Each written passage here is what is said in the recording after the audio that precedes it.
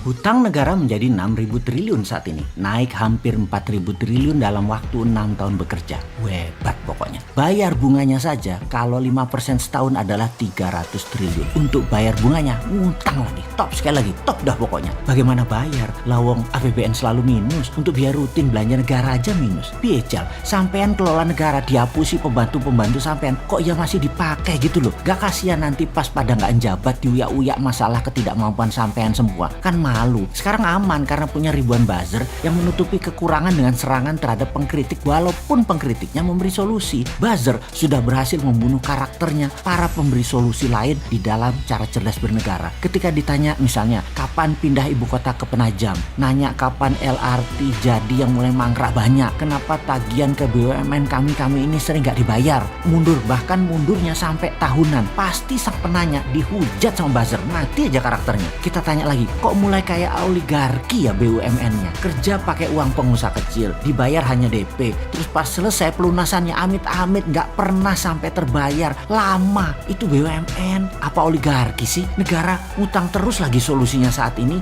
di dalam APBN. Lalu supaya gak ngutang, mulai ada wakaf tunai berbungkus syariah, dan yang jadi pengurus syariah adalah mereka yang dekat istana yang akan digadang jualan dirinya untuk bisa jadi presiden di 2024. Yang tujuannya adalah siapapun pejabat saat ini nantinya di tahun 2024 ketika nggak menjabat, di mana temennya nanti yang menjabat, mendaratnya supaya mulus atau soft landing. Jadi ketika tidak menjabat nanti hidup mereka enak, supaya kegagalan masa lalu di cover sama pejabat nanti yang memang orangnya mereka juga. Jadi sudah harus didesain walaupun masih 4 tahun lagi siapa nanti calon pengganti mereka. Seru ya, dan mulailah dengan menggunakan pencitraan wakaf tunai dan syariah dan pengurus-pengurus, yaitu lihat yang digadang saat ini adalah yang selalu dapat pekerjaan berlapis-lapis agar terlihat berprestasi dengan berbagai fasilitas. Dalam hal wakaf tunai, ekonomi syariah, nama Erik, Sri Mulyani, Puan dimainkan. Lalu nama pejabat seperti Erlangga dan beberapa pemain lain adalah mereka yang akan digadang-gadang di 2024. Ini semua dikaryakan. Ini bagi rakyat.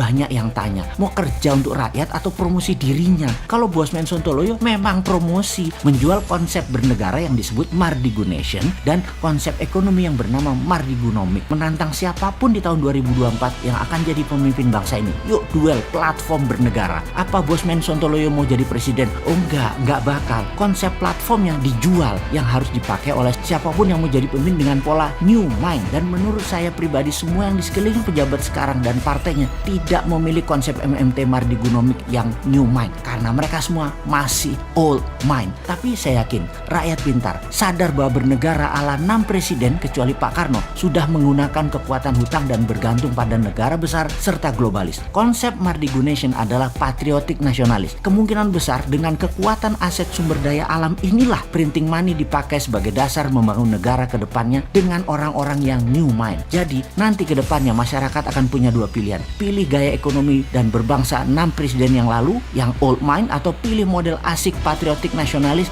yang menjadi platform Bung Karno namun versi new mind. Tahun 2024 adalah tahun digital politik. Kuatlah kalau lewat udara Mardigunation ini. Masih 3 tahun lagi melawan pejabat sekarang, siapa yang bisa menang dalam kenyataannya? Mardigunation memprediksi ekonomi syariah, wakaf tunai, BUMNisasi, SWF versi ngutang yang sekarang digarap tidak akan membuat ekonomi terbang, bahkan tidak akan membuat Indonesia menjadi berdaulat. Bukan pesimis, bukan ngeledek, tapi karena orangnya ya dia lagi, otaknya old mind dan grand plan-nya tidak membumi. Wah, salam dah.